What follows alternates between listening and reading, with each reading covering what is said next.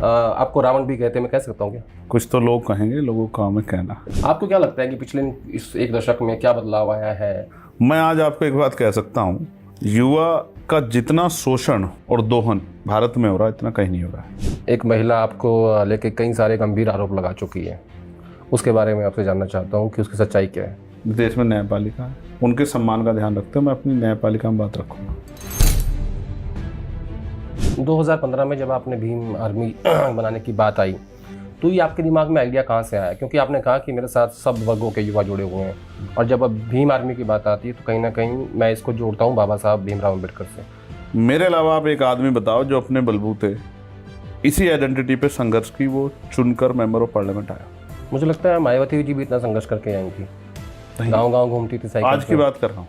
अच्छा, क्या मायावती जी को बीजेपी ने इतना दबा दिया कि दलितों ने उनको वोट नहीं दिया और इंडिया अलायंस को वोट दे दिया और बीजेपी 240 पे रुक गई? समाज शक्ति चाहता है, वो बीजेपी को भी रोकना चाहता है और अपने लिए शक्ति भी चाहता है। क्या चंद्रशेखर अपने आप को आने वाले समय में मायावती जी का विकल्प के रूप में देखते हैं? आज लोग चमार शब्द को गर्व के साथ देश विदेश में इस्तेमाल कर रहे हैं। हम और कोई नया काम नहीं कर रहे हैं, हम तो अपने महापुरुषों का, फूले, साहू, पेरियार, बाबा साहब अम्बेडकर, माननीय काशीराम साहब का जो रुका हुआ काम है उसको आगे बढ़ाने का काम कर रहे हैं। उसको हम अपनी नैतिक जिम्मेदारी मानते हैं, अपने ऊपर कर्ज मानते हैं। जब चंद्रशेखर जब आप कहते हो कि हमारे लोग, हाँ, तो आप अपनी कास्ट को एड्रेस कर रहे होते हैं? जब मैं कहता हूँ हम भारत के लोग, मैं किसको एड्रेस करता हूँ बताओ मुझे? तो क्या आपको लगता है कि दलित, इस देश के दलितों ने बीजेपी को 240 पे रोक दिया? इस देश में भगवान से ज़्यादा शक्तिमान है संविधान। आप इस बात को मेरी याद रखना, और मेरा ये स्टेटमेंट है, रिकॉर्डेड स्टेटमेंट।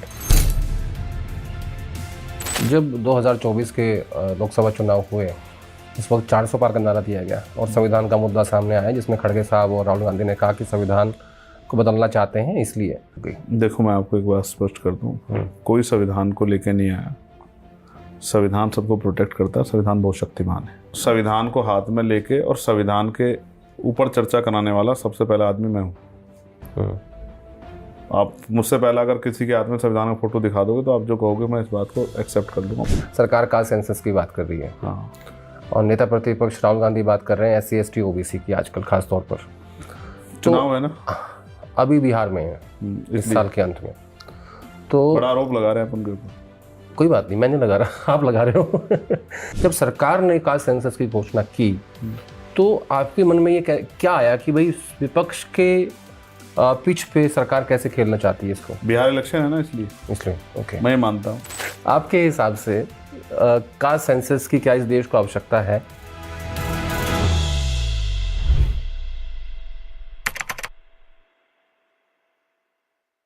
नमस्कार, मैं हूं आदिश रावल। मॉल्टिस के हमारे इस खास कार्य में आपका स्वागत है। और आज के जो हमारे मेहमान हैं वो सहारनपुर के एक छोटे से गांव से निकले और 38 साल की उम्र में नगीना से लोकसभा के सांसद बने।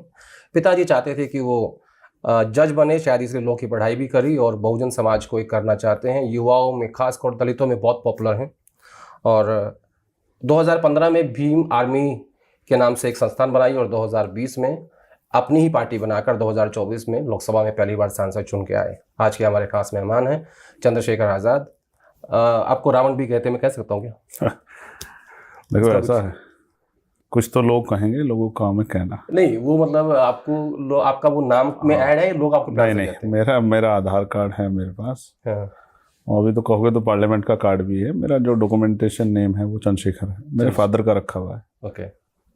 और ये सवाल कई बार आ गया, तो मैं समझता हूँ कि ये लोग, अगर आपको देखने का नज़रिया है, कोई आपके कपड़ों से, कोई आपके नाम से, कोई आपके बॉडी लैंग्वेज से, कोई आपकी बोली भाषा से वो आपको देखना चाहता है, तो जिसको जैसे देखना है उसको वो वैसे देखे, मुझे फ़र्क नहीं पड़ता।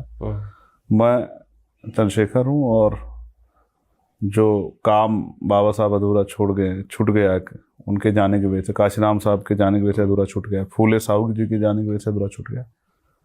मेरी मन से इच्छा है कि वो काम पूरा होना चाहिए, इसलिए बिना किसी जोर दबाव के मैं इस काम को करता हूँ। आप चाहते हैं कि दलितों को, युवाओं को आप शिक्षित करें, आगे बढ़ें, उनको इकट्ठा करें, उनके जीवन में बदलाव आए।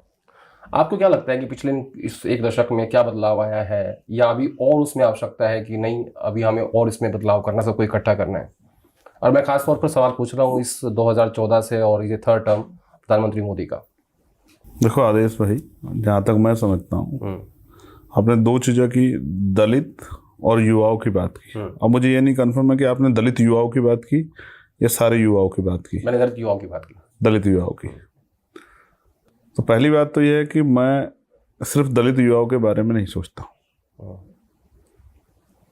मैं युवाओं के बारे में सोचता हूँ, महिलाओं के, किसानों के, बुजुर्गों के, हाशिए पे जो लोग हैं उनके बारे में सोचता हूँ। उनको मैं जातियों के एक दायरे में नहीं रखता हूँ।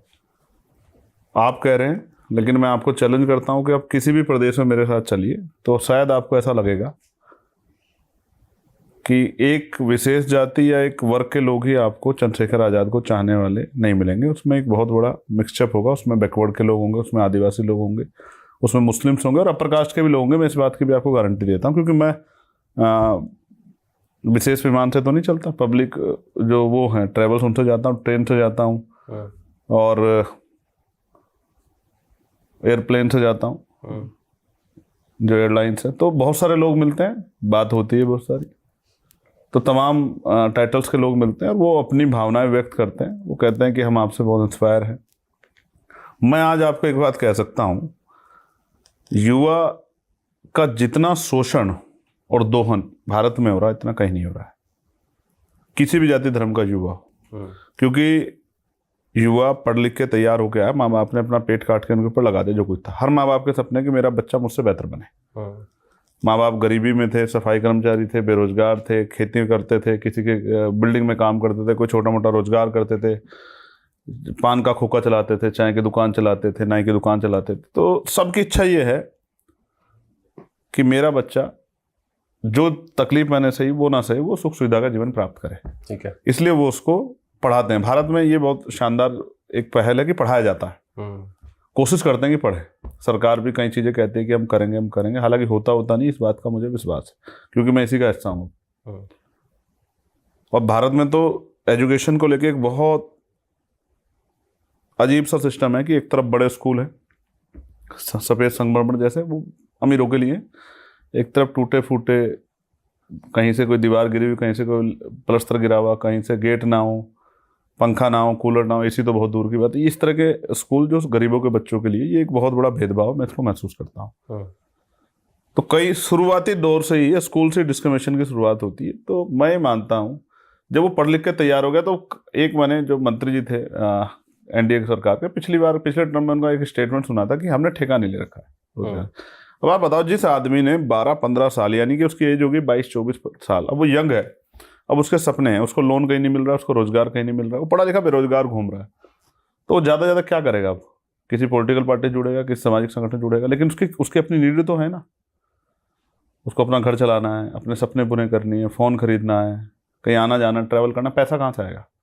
जैसे मैं दुनिया में होकर आया हूँ, यूएस गया था, तो वहाँ सोशल सिक्योरिटी है। जब तक आदमी को, क्योंकि टैक्स तो सब देते हैं, अगर कोई बेरोजगार है वो भी अगर पेन खरीदेगा तो टैक्स तो उस पर भी लगेगा सामान, या नहीं लगेगा? बता, लगेगा ना। तो टैक्स तो सरकार सबसे ले रही है, लेकिन दे क्या रही है? तो दे रही है कि विदेशों में, दुनिया में सोशल सिक्योरिटी के नाम पे उस आदमी को वो किसी आगे हाथ ना फैलाए, किसी गलत सोसाइटी में ना जाए, किसी गलत मूवमेंट का हिस्सा ना बन जाए, इसलिए उसको सोशल सिक्योरिटी देके उसको अपने पैरों पर स्वाभिमान से खड़ा रहने के लिए तैयार करते हैं। लेकिन हमारे यहाँ तो नहीं कुछ भी। हमारे तो पढ़ने वालों को ही नहीं सुविधा मिलती। जो पढ़ लिख के आ गए उनको तो कोई पूछता ही नहीं है। दूसरी जगह बेरोजगारी भत्ता मिलता है, हमारे यहाँ क्या मिलता है? हमारे यहाँ तो एक ही चीज़ मिलती है कि लोग अपने हकों के लिए ना लड़ें, सवाल ना करें, इसलिए धर्म दे दो, जाति दे दो और इस तरह का एंगल दे दो कि वो इसी में भिड़े रहें और वो उसमें खुश रहें।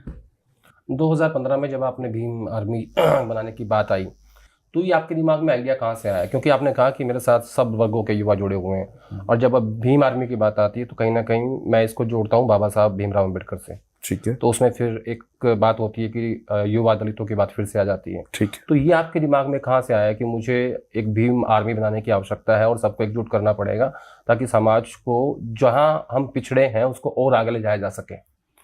तो मैं इससे पहले आपको, मेरा एक सवाल आपके लिए। कोई बात नहीं, पूछ सकते हैं आप, मैं जवाब दूंगा। मेरी एज में भारत की राजनीति में कौन ऐसा आदमी है जिसने अपने बलबूते, अपने संगठन के बलबूते क्योंकि सब पार्टियों के पीछे जो भी चुनाव में जाते हैं उनके पास एक आधार होता है उन पार्टियों का, और उन पार्टियों को सत्ता में भी रही होंगी, सत्ता में रह के उन्होंने जो बहुत सारे काम किए होंगे उस आधार पर जाते हैं, बड़े नेता रहेंगे उन जातियों के आधार पर जाते हैं। मेरे अलावा आप एक आदमी बताओ जो अपने बलबूते इसी आइडेंटिटी पे संघर्ष की वो चुनकर मेंबर ऑफ पार्लियामेंट आया भारत की राजनीति में। मेरा चैलेंज आप। मुझे लगता है मायावती जी भी इतना संघर्ष करके आई थी, गांव गांव घूमती थी साइकिल आज की पे। बात कर रहा हूँ। अच्छा, 543 लोगों में से मेरा आपसे चैलेंज है, अगर आप एक आदमी ऐसा बता दो जो पहली बार लोकसभा का चुनाव लड़ा हो, जिसके पीछे कोई बहुत बड़ा गॉडफादर ना हो, जो संघर्ष करके आया हो, जो इस पे उसकी उम्र से ज़्यादा मुकदमे हो, जिसने लाठी खाई हो, जिसने जेलें काटी हो, जिसने मार खाई हो, जिसने गोली खाई हो। तो आदमी की जान सबसे ज़्यादा कीमती होती है। तो मैं जान की परवाह नहीं करता इस आंदोलन के लिए। इसलिए मैं आपसे कह रहा हूँ कि इस एज का एक आदमी नहीं मिलेगा। ये अगर यंग लीडरशिप कहीं से आई है तो ये भीम आर्मी की देन है कि आज कोई किसी भी दल में हो तो वो अपने नेता से सवाल करता है कि आप युवाओं को क्या दे रहे हो, युवाओं को कितने % हिस्सेदारी दे रहे हो। पिछले लंबे समय से छात्र राजनीति बंद हुई है कॉलेजों में, उससे एक लीडरशिप जो ग्रामीण पृष्ठभूमि से आती थी वो लीडरशिप नहीं को मार दिया गया। मार देगा, इसलिए मारा गया, मुझे ऐसा महसूस होता, हो सकता मैं गलत हूँ, कि जो नेताओं के बच्चे उनको अवसर मिलते रहे इसलिए उनको मारा गया। ना सोचो अगर हमारे यहाँ IPL नहीं आता तो क्या हम सूर्य कुमार यादव को, रिंकू सिंह को,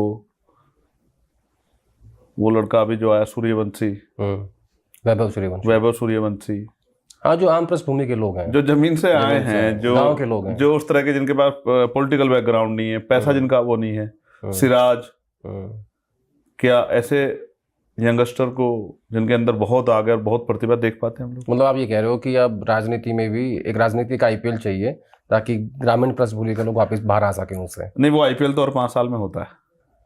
पंचायत के चुनाव से चेयरमैनी के चुनाव में जिला पंचायत, विधानसभा, लोकसभा के रूप में होता है। लेकिन क्योंकि पैसा और उस बैकग्राउंड को प्रायोरिटी दी जाती है पार्टियों को, और मैं समझता हूँ कि कोई पार्टी सेकुलर नहीं होती, क्योंकि जो आज इस पार्टी में है वो दूसरी पार्टी में आ जाए। जैसे कोई आदमी बीजेपी में है, वो हमारे दल में आ जाए, किसी और दल में आ जाए, तो जो बीजेपी में वो सीख के आया था थोड़ा ही एक दिन में भूल जाएगा या उसकी सोच बदल जाएगी। तो ऐसा नहीं है। तो अब आपने बात की कि भीम आर्मी, तो भीम आर्मी स्पेशली हर चीज़ के पीछे कोई ना कोई कारण होता है। भीम आर्मी बनानी क्यों पड़ी? मैं और मेरे साथी, हम पढ़े लिखे लोग हैं, हम स्कूलों में जाते थे, देखते थे, हमारे सामने विषय आता था कि स्कूलों में जो बच्चे पढ़ रहे हैं उनका IQ लेवल इतना है कि वो क्लास 5 में होकर अपना नाम नहीं लिख पा रहे हैं। यानी कि नींव जो है, एजुकेशन की जो नींव है प्राइमरी स्कूल, वो बहुत, उनकी हालत बहुत ख़राब है। और जब इसको जाके चेक किया गया तो सत्यता सामने आई कि वास्तविकता तो बहुत, मतलब वास्तविकता सुनने से बुरी है। तो हमने फिर भीम आर्मी पाठशालाएँ शुरू करके बच्चों को पढ़ाने का काम शुरू किया, और उसमें हमने कोई ऐसा बैरियर नहीं लगाया कि यहाँ इस जाति के बच्चे ना, इस धर्म के बच्चे, हमने सभी के लिए वो किया। और हम मानवता की बात करते हैं तो हम कोई काम बंद कर कमरे में नहीं करते। जो कुछ करते हैं, अधिवेशन करते हैं ओपनली करते हैं ऑन कैमरा, मीटिंग करते हैं ऑन कैमरा करते हैं, कोई काम ऐसा नहीं जो छिपा करते हैं, सब सबके सामने करते हैं। तो हमने वो पाठशाला इसलिए खोली कि हमारे यहाँ का एजुकेशन लेवल ठीक हो, और हम उसको पॉलिसी में भी ले गए। मैंने पार्लियामेंट में भी कहा कि एजुकेशन पॉलिसी तब सुधरेगी और लाभ इसका बड़े समूह को तब मिलेगा जब सरकारी स्कूलों में DM, SSP, विधायक, सांसद, मंत्री के बच्चे पढ़ेंगे। मुख्यमंत्री, प्रधानमंत्री, राष्ट्रपति, chief secretary, principal secretary, deputy secretary, additional secretary, CO, SSP, commissioner, DIG, IG, इनके बच्चे गांव की जितनी छोटी इकाई है यानी कि पंचायत का मेंबर, और जो देश की सबसे बड़ी इकाई है यानी कि महामहिम राष्ट्रपति, इनकी संतानें, और जितने हमारे यहाँ एडमिनिस्ट्रेटिव बॉडी है, जो चाहे वो यहाँ के जो हमारे चीफ सेक्रेटरी हो या गांव के जो पंचायत सेक्रेटरी होते हैं, वो इसके बीच में जितने पद आते हैं, इनको जो पॉलिसी बनाने वाले यानी कि हम लोग, लोकसभा के लोग, विधानसभाओं के लोग, विधान परिषद के लोग, राज्यसभाओं के लोग, और इसको लागू कराने वाले यानी कि एडमिनिस्ट्रेटिव बॉडी, और बिजनेसमैन जिनको सरकार कर्ज देती है, उसके साथ ये पॉलिसी बना दी जाए कि आपका बच्चा सरकारी स्कूल में पढ़ेगा। आप देखना प्राइवेट स्कूलों की जरूरत खत्म हो जाएगी देश से। आपने कहा कि आपने लाठियाँ खाई, आप जेल गए, आपको गोली लगी। मुझे अच्छे से याद है जब आप बाहर आए थे, शायद आप मेरठ के अस्पताल में थे जब मैं बाहर आया, जब बाहर आए थे आप हॉस्पिटल में थे और आपसे मिलने प्रियंका गांधी गई थी। नहीं, मैं बाहर नहीं आया था तब। मैं नहीं, जब आप शायद हॉस्पिटल में थे। मैं जेल से ही हॉस्पिटल आया था। हाँ हाँ, और मेरी तबीयत बहुत खराब थी। तो नहीं, उसमें मेरा सवाल दूसरा है। अच्छा, सवाल। हाँ, प्रियंका गांधी आपसे मिलने आई थी, उसके बाद फिर 2022 का विधानसभा चुनाव आया उत्तर प्रदेश का, और फिर उनके कुछ लोग भी आपसे मिलने आए थे जो चाहते थे भाई आप मिलके चुनाव लड़ें, सीट शेयरिंग हो जाए। वो 22 के चुनाव में, 22 के विधानसभा चुनाव से पहले हाँ, क्या ऑफर दिया था कांग्रेस पार्टी ने आपको, कि कितनी सीट देना चाहते थे और कहाँ कहाँ बात बिगड़ी थी? नहीं, जब आप प्रियंका जी की बात कर रहे हैं तो वो आई, और वो पॉलिटिकल बात नहीं की उन्होंने। उन्होंने कहा कि तुम तकलीफ में हो, मैं तुम्हारी मदद करने के लिए आई हूँ। ये मेरे आज भी याद है, और उनका ये एक अच्छा मूवमेंट थी उनकी, मैं उसको हमेशा याद रखूँगा, इसलिए मैं उनको बहन कहता हूँ। कुदरत ना करे आप उनके साथ कोई समस्या हो जाए तो मैं उस दिन भाई होने का फ़र्ज भी अदा करूँगा। मैं तो चाहता ही नहीं कि समस्या बने। तो फिर 2022 में अलायंस की बात भी चली, समाजवादी से भी चली, कांग्रेस से भी चली।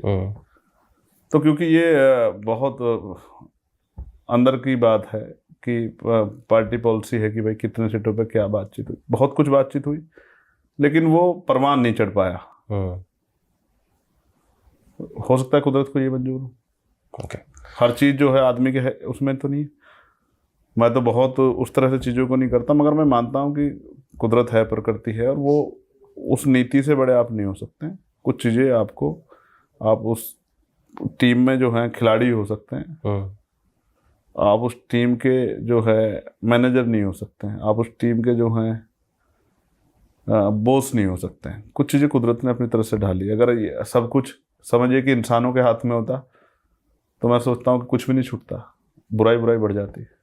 ये सवाल मैं पढ़ के पूछना चाहता हूँ आपसे। अच्छा। दलित पहचान की बात हो रही है, जो आज लोग चमार शब्द को गर्व के साथ देश विदेश में इस्तेमाल कर रहे हैं। आप विदेश भी गए थे अभी, वहाँ भी मैंने देखा था गाड़ी के पीछे शायद लिखा हुआ था। 2015 में सहारनपुर में आपके द्वारा लगाया गया द ग्रेट चमार खूब चर्चा में रहा था उस वक्त।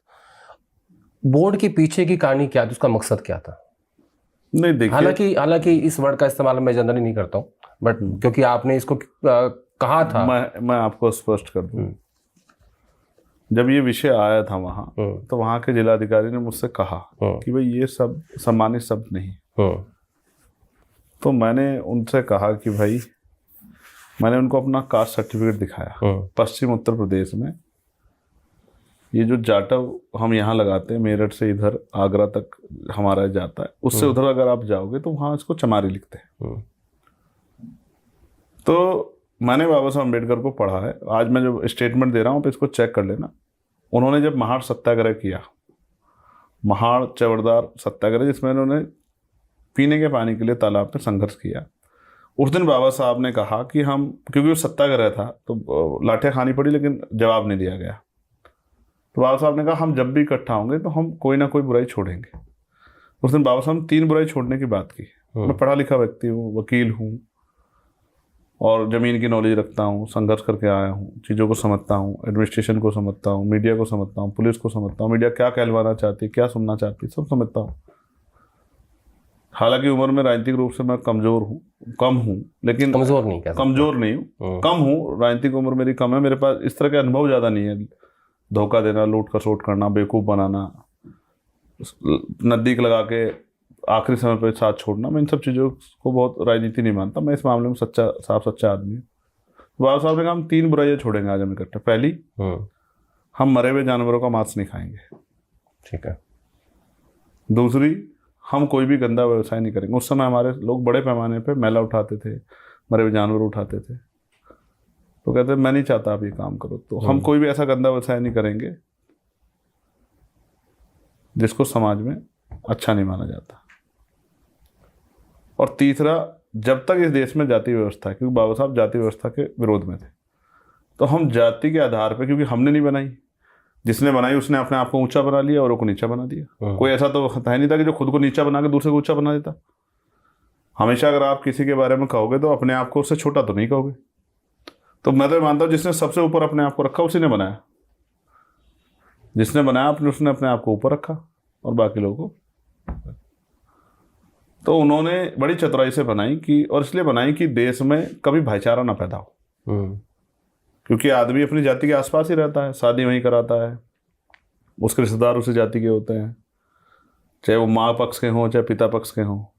और एक दायरा भी रहता है, कोई कार्यक्रम होता तो मैं 80% आबादी संख्या उन्हीं की रहती है, तो एक उसके ऊपर जाति का एक प्रभाव होता है, तो वो इंसान तो बन ही नहीं पाता बेचारा। और यहाँ इसको और बढ़ावा दिया गया जाति के गर्व को, जाति गौरव को। तो बाबा साहब ने कहा कि क्योंकि हमने नहीं बनाई है तो हम ये मान के किसी दूसरे की बनाई व्यवस्था में कि हम जाति के आधार पे छोटे हैं, अपने अंदर अपना मनोबल नहीं डाउन करेंगे, अपने मनोबल को ऊंचा रखेंगे सदैव। क्योंकि जब मनोबल नहीं ऊंचा होगा तो आप लड़ाई कैसे लड़ लोगे। तो बाबा साहब ने ये बात कही कि भाई जब तक जाति है तब तक हम इस जाति की सच्चाई को स्वीकार करेंगे, इसके व्यवस्था के आधार पर बनाई गई इस जाति को हम लोग अपने आप को छोटा मान के अपना मनोबल नहीं गिराएंगे, लेकिन हम पूरे समय प्रयास करेंगे कि जाति व्यवस्था समाप्त हो जाए। और ये उन्होंने अपनी किताब एनिहिलेशन ऑफ कास्ट में लिखा भी। तो मैं तो फुले साहब से प्रेरित हूँ। अब फुले साहब को गुरु माना बाबा साहब अम्बेडकर ने, साहू जी महाराज ने बाबा साहब का साथ दिया। 1902 में साहू जी महाराज ने आरक्षण की व्यवस्था कर दी 50%। फुले साहब अपने बच्चों के बारे में नहीं सोचा, कमजोर वर्गों के बच्चों के बारे में सोच कर 18 स्कूल खोल के चले गए। अपमान सहना पड़ा, माँ सावित्रीबाई फुले को, माँ फातिमा शेख को अपमान सहना पड़ा। और तमाम हम पे महापुरुष हैं जिन्होंने अपने जीवन में, अर्जक संघ है हमारे यहाँ उत्तर प्रदेश में, 1968 में स्थापना हुई, मामना राम सुवर्मा, चौधरी महाराज सिंह भारती, सर छोटू राम। एक बड़ी वो है लेगेसी है, बाबू जगदेव प्रसाद कुशवाहा, जन्ना कपूरी ठाकुर, संतराम भी प्रजापति, आपने सुने भी नहीं होंगे नाम। बाबू श्री दयाल चौरसिया है, क्रांति के जनक ब्रह्मानंद लोधी जी है, माँ अवंतिका बाई है, माँ जलकारी बाई है, माँ अहिल्याबाई होलकर है। कभी नाम भी नहीं सुने, जिनको छिपा दिया गया, जिनको धरती में गाड़ दिया गया कि इनका इतिहास मर जाए। उन इतिहास को, उन महापुरुषों के इतिहास को जान के हम तो उनकी बात को लोगों तक पहुँचाने का काम कर रहे हैं। हम और कोई नया काम नहीं कर रहे हैं, हम तो अपने महापुरुषों का, फूले, साहू, पेरियार, बाबा साहब अम्बेडकर माने और काशीराम साहब का जो रुका हुआ काम है उसको आगे बढ़ाने का काम कर रहे हैं। और उसको हम अपनी नैतिक जिम्मेदारी मानते हैं, अपने ऊपर कर्ज मानते हैं कि कर्ज हमारे ऊपर, इस कर्ज को हमें इस जीवन में उतारना है। ठीक है सर, आपने जब पार्टी बनाई 2020 में, आज़ाद समाज पार्टी, और उसके बाद आप लिखते हैं काशीराम, तो क्या चंद्रशेखर अपने आप को आने वाले समय में मायावती जी का विकल्प के रूप में देखते हैं? नहीं, बहन जी हमारे नेता हैं, मैं उनका हमेशा सम्मान करता हूँ। और देखो मैं आपको स्पष्ट कर दूँ, हम आंदोलन सिर्फ सत्ता के लिए नहीं चला रहे, सामाजिक परिवर्तन के लिए चला रहे हैं। लेकिन वो सत्ता से आएगा ना? नहीं, ऐसा नहीं है। सत्ता तो एक माध्यम है जिससे उसमें वो तेजी से आ सकता है। सामाजिक परिवर्तन तो सत्ता से ही आएगी सर। नहीं, देखिए, टू बी प्रैक्टिकल बताइए। नहीं, मतलब अगर आप सांसद नहीं होंगे, आपके 4 पार्टी, तो ऐसे तो हमारी 4 बार उत्तर प्रदेश सरकार रही है पुरानी मूवमेंट की। तभी तो मैंने पूछा, तो सामाजिक परिवर्तन हो गया क्या? आप बताओ, क्या ब्राह्मण और दलित बराबर हो गए क्या? नहीं, बराबर नहीं हुए, लेकिन कम से कम बहन जी ने उनको, क्या जाति के आधार पर उच्च नीच बंद हो गया क्या? मैं वो नहीं कह रहा हूँ। सत्ता आएगी हाँ, तो पॉलिसी बना के लोगों को ऊपर उठाना आसान हो जाएगा, लोगों के दुख सुख तकलीफें दूर करना आसान हो जाएगा। मैं सत्ता को साधन मानता हूँ, लेकिन सत्ता ही सब कुछ नहीं है। सत्ता एक माध्यम है उस आंदोलन को तेज गति से पूरा करने का। अदरवाइज सामाजिक जागरूकता अभियान चला के, भाईचारा बना के, लोगों को मिशन के बारे में जानकारी दे के, लोगों को जागरूक करके, जब तक लोग जागरूक नहीं होंगे, जैसे सामाजिक परिवर्तन में अगर 2 पहिए हैं, एक आगे चले एक पीछे, कैसे हो जाएगा आप मुझे बताओ। तो 7 से 12 पे सत्ता रही तो क्या हुआ सामाजिक परिवर्तन? उसमें कुछ भी नहीं हुआ। सामाजिक परिवर्तन एक ये आंदोलन आज से थोड़ा चल रहा है, कब से चला रहा है? फूले साहब ने चलाया और गुलाम भारत में, साहू जी महाराज ने चलाया गुलाम भारत में, बाबा साहब अम्बेडकर ने चलाया गुलाम भारत में, काशीराम साहब ने चलाया आज़ाद भारत में, बहन जी ने भी लंबे समय उसमें आहुति थी। ऐसा थोड़ा ही कि एक दिन में हो जाएगा, निरंतर प्रयास करते रहने पड़ेंगे। असल तो समाज को जागरूक करना है ना। जो समाज अपनी गुलामी की बेड़ियां नहीं काटेगा वो कैसे जो है सामाजिक परिवर्तन स्वीकार कर लेगा? कौन स्वीकार कर लेगा इस देश में सामाजिक परिवर्तन को? आप बताओ। जब 2024 के लोकसभा चुनाव हुए उस वक्त 400 पार का नारा दिया गया और संविधान का मुद्दा सामने आया, जिसमें खड़गे साहब और राहुल गांधी ने कहा कि संविधान को बदलना चाहते हैं इसलिए। तो क्या आपको लगता है कि दलित, इस देश के दलितों ने बीजेपी को 240 पे रोक दिया? और इसमें एक एडिशनल सवाल है, क्या मायावती जी को बीजेपी ने इतना दबा दिया कि दलितों ने उनको वोट नहीं दिया और इंडिया अलायंस को वोट दे दिया और बीजेपी 240 पे रुक गई? देखो मैं आपको एक बात स्पष्ट कर दूं, कोई संविधान को लेके नहीं आया। संविधान सबको प्रोटेक्ट करता है, संविधान बहुत शक्तिमान है। इस देश में भगवान से ज़्यादा शक्तिमान है संविधान। आप इस बात को मेरी याद रखना, और मेरा ये स्टेटमेंट है, रिकॉर्डेड स्टेटमेंट। रही बात संविधान को हाथ में लेके और संविधान के ऊपर चर्चा कराने वाला सबसे पहला आदमी मैं हूँ। आप मुझसे पहला अगर किसी के हाथ में संविधान का फोटो दिखा दोगे तो आप जो कहोगे मैं इस बात को एक्सेप्ट कर लूँगा। मैं अकेला आदमी था जो सबसे पहले संविधान को हाथ में लेके चला जब हमने इस आंदोलन को गति दी कि इस संविधान को प्रोटेक्ट करना है। और हमारा फर्स्ट स्लोगन ये था कि भीम आर्मी की क्या पहचान, संविधान का रक्षक समूह। ठीक है, ये भीम आर्मी का निर्माण 2014 में संविधान की रक्षा के लिए हुआ है। ठीक है, उससे देखम देखी फिर बहुत सारे लोगों ने इस बात को आगे बढ़ाया। मैं ये नहीं कहता कि आगे नहीं बढ़ाया, लेकिन बढ़ाया देख के ही। ठीक है, अभी भी लोगों को जिस पे बाबा साहब अम्बेडकर की फोटो, संविधान नहीं उठाते लोग। तो कौन सा उठाते हैं? अपने अपने तरीके के जो संविधान बना रखे हैं वो उठाते हैं। असल जिस पे बाबा साहब अम्बेडकर की फोटो, उसको संविधान को उठाते भी बहुत सोचना पड़ता है। उसको उठाने की हिम्मत अगर पार्लियामेंट में किसी के पास है तो वो चंद्रशेखर आजाद के पास है। मैं फिर आपको ये बात बता रहा हूँ। और रही बात, जो शेड्यूल कास्ट है वो बहुत समझदार है, वो अपनी वोट का प्रयोग बहुत सोच समझ के करता है। वो इतना बेवकूफ़ नहीं कि उसको कोई गुमराह कर दे, किसी की बातों में आ जाए, कोई भी उनको कुछ दिखा दे तो वो इधर की तरफ चल दे, या कोई उनको धमका दे इधर। वो समय चला गया है। शेड्यूल कास्ट का पढ़ा लिखा समाज का नेतृत्व करता है। उन्हीं के लिए हमने अभी प्रभु जन सम्मेलन शुरू किए हैं। आपको पता है पहले एक ही जाति को कहा जाता था भारत में कि यही प्रभु समाज है, बाकी सब लोग प्रभु समाज नहीं है। तो सिर्फ जाति के आधार पर कोई प्रभुत्व कैसे हो सकता है? इसलिए हमने हक वंचित समाज, जो मेहनत का समाज है, उसको प्रबुद्ध जन कहा। SC ST OBC माइनॉरिटी को उसका प्रबुद्ध जन सम्मेलन शुरू किया। और छठा सम्मेलन झांसी से करके मैं लौटा हूँ। और उस सम्मेलन से लगातार विपक्षी दलों की नींद उड़ी हुई है, सरकार की भी नींद उड़ी हुई है। आपको क्यों लगता है ऐसा कि, जो मेरा दूसरा सवाल था, कि मायावती जी को इस बार दलितों ने वोट नहीं किया उत्तर प्रदेश और खासतौर लोकसभा के चुनाव में, जिसका फायदा इंडिया अलायंस को मिल गया? देखिए, ऐसा है कि समाज लंबे समय से उनको वोट दे रहा है। जब हम लोग पैदा भी नहीं हुए थे तब से मेरी डेट ऑफ बर्थ वो 87 है। BSP 84 में बनी है। समाज उनको वोट दे रहा है और लगातार देता आ रहा है। मगर समाज ये महसूस कर रहा है कि इस आंदोलन से शक्ति नहीं बन रही है। ओके। तो समाज शक्ति चाहता है, वो बीजेपी को भी रोकना चाहता है और अपने लिए शक्ति भी चाहता है। क्योंकि जो महापुरुषों के विचार है आंदोलन, उसको ना कांग्रेस लागू करेगी, ना समाजवादी लागू करेगी, ना आम आदमी पार्टी लागू करेगी, ना भाजपा लागू करेगी। उसको वही लागू करेगा जो इनसे सहमत है। क्योंकि जो बात आपने भी कांग्रेस के बड़े नेताओं के मुंह सुनी, वो शायद आपने 10 साल पहले नहीं सुनी होगी। जिस बात को आज वो कह रहे हैं, उस बात को काशीराम साहब 40 साल पहले कहते घूम रहे थे गलियों में। तब तो वो उनका विरोध करते थे। तो इसलिए आपसे कह रहा हूं कि समाज का विश्वास उनके प्रति कम हुआ है कि भाई इस आंदोलन के जरिए, देखो, समाज को, आंदोलन को आगे बढ़ाना, एक सफर तय करना है सामाजिक परिवर्तन का। तो समाज ये देख रहा है कि भाई पिछले लंबे समय से वोट देता है, उम्मीद करता है परिवर्तन का काम आगे बढ़ेगा, तो देखता है परिवर्तन का काम आगे नहीं बढ़ना, सत्ता भी नहीं आ रही। फिर उन्हीं लोगों ने तो मुझे जिताया ना। आप बताओ किसने जिताया मुझे? जिस सीट पे BSP को पिछली बार 5.5 लाख वोट मिले थे, इस बार वहाँ उसको 13,000 वोट मिले। किसने जिताया मुझे? उसी समाज ने जिताया ना, किसानों ने, नौजवानों ने। और मेरे यहाँ तो आप समझो ना, प्रकाश के लोगों ने वोट दिया मुझे, शेड्यूल कास्ट के लोगों ने पूरा वोट, मुस्लिम समाज के लोगों ने बहुसंख्यक वोट, पिछड़ी जातियों ने, पाल प्रजापति, कश्यप, सैनी, सैन, विश्वकर्मा, जाट समाज, गुजर समाज ने, सब ने आगे बढ़ के वोट दिया।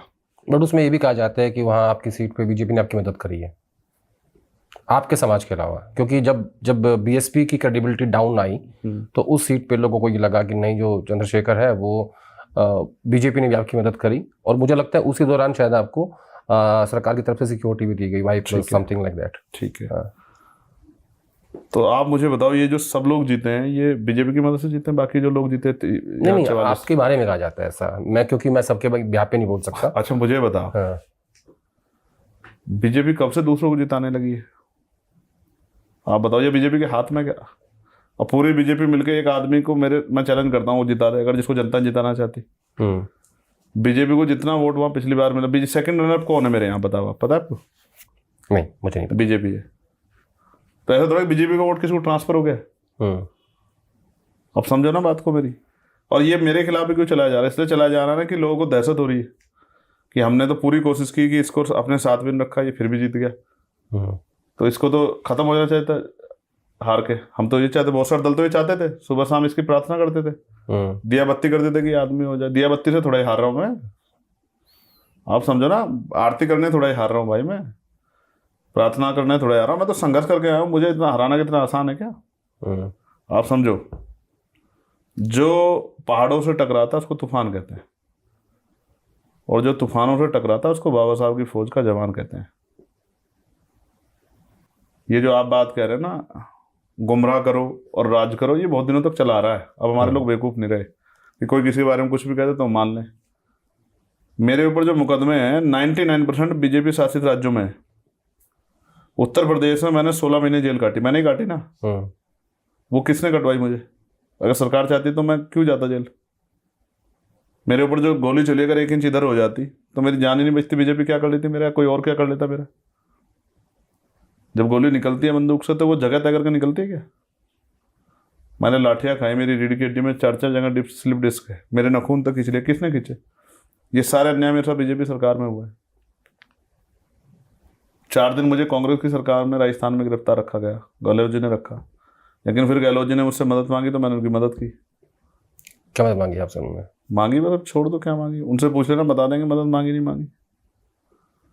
तो मैं ये बात आपको कह रहा हूँ, आप समझो मेरी बात को, जब मैं आपसे कह रहा हूँ कि गुमराह करो राज करो, आदत बिगाड़ो राज करो, अफवाह फैलाओ राज करो, ये हमारे लोग सब समझते हैं। हमारे लोग इतने बेवकूफ़ नहीं रहे किसी की बातों में आ जाए।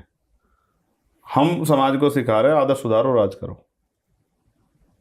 शक्ति बनाओ राज करो। तो जब आप कहते हो कि हमारे लोग, संगठित रहो राज करो, जब चंद्रशेखर जब आप कहते हो कि हमारे लोग, हाँ, तो आप अपनी कास्ट को एड्रेस कर रहे होते हैं भाई? अब मैं यही तो आपको कह रहा हूँ, जब मैं कहता हूँ हम भारत के लोग, मैं किसको एड्रेस करता हूँ बताओ मुझे?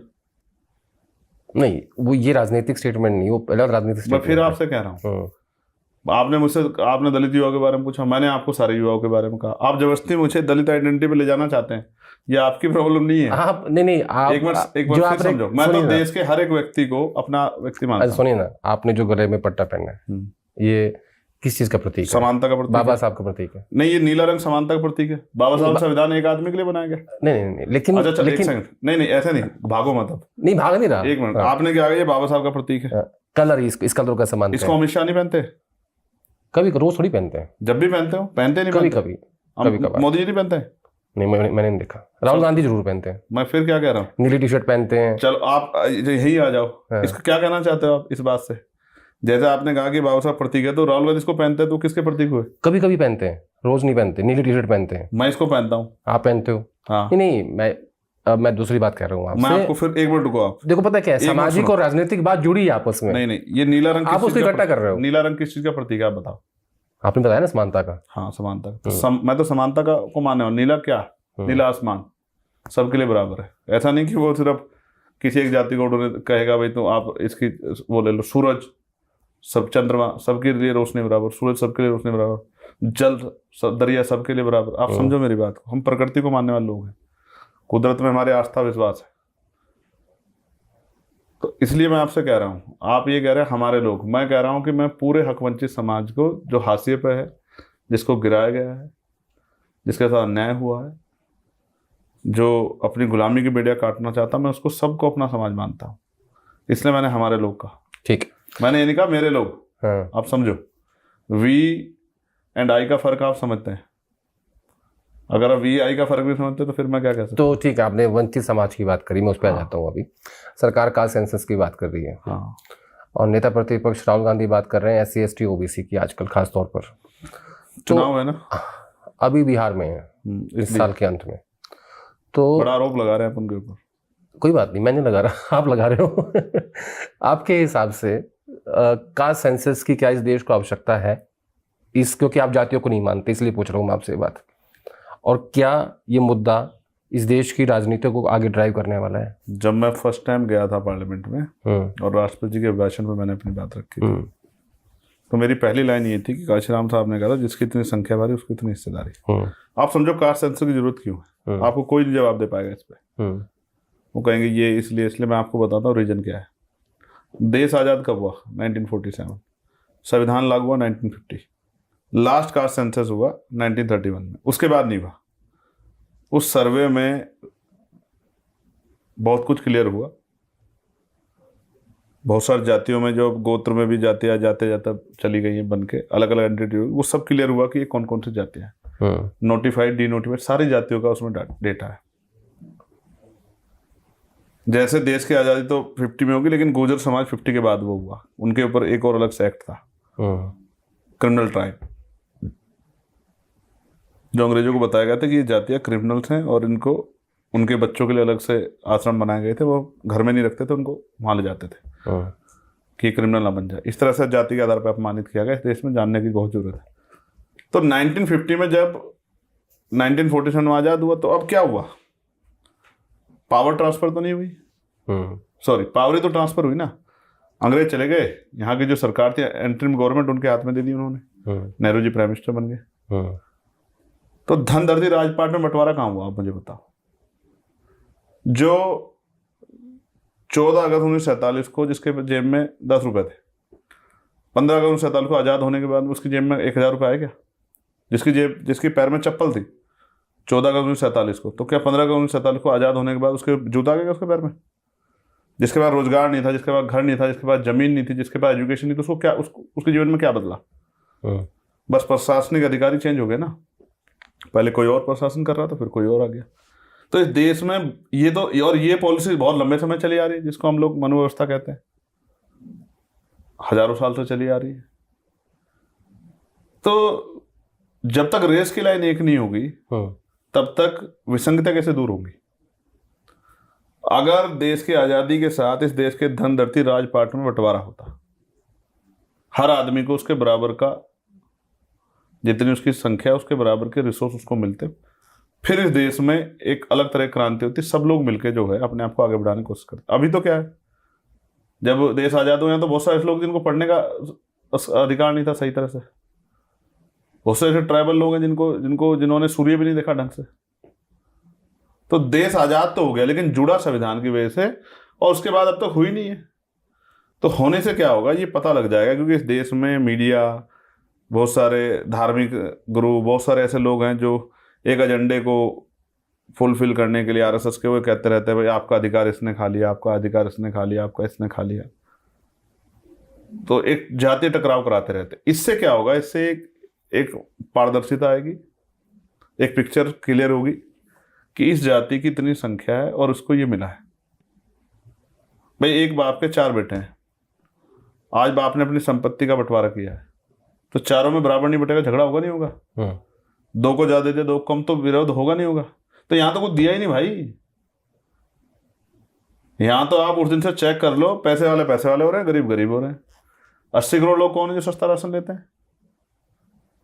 क्लियर भी करना पड़ेगा ना कौन है। हाँ, किसकी जाति को ज्यादा? जैसे बिहार में हुआ तो पता लगा 90% आबादी SC ST OBC माइनॉरिटी की, यही आया ना। यही है।